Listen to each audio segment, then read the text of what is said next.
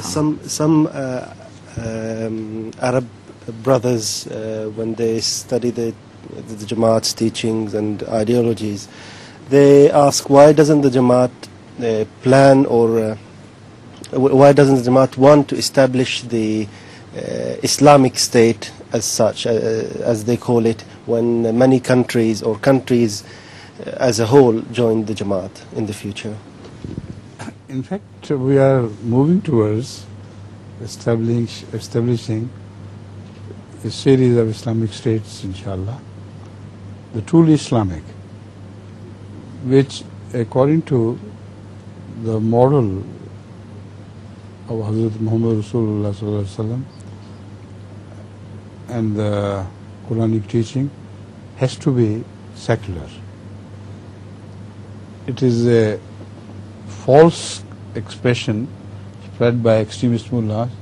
This Islamic State is rigid in Islamic ideology, and its subjects are differentiated between different non-Muslim sects, etc. This is totally wrong. As far as the dispensation of government is concerned, Hazrat Sallallahu Alaihi Wasallam dispensed the government, because he was in charge of the government at Medina, with absolute justice. Jews, Christians, Muslims, even idolaters, no difference was made.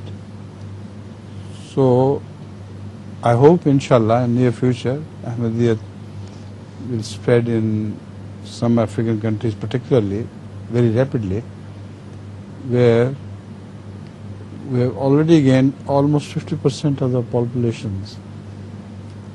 So once the balance is tilted towards the second half, then generally it happens with a collapse.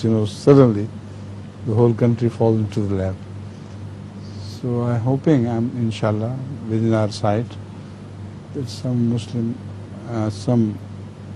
countries will become truly Muslim states, and will dispense perfect justice to every citizen, regardless of race, creed, religion, etc.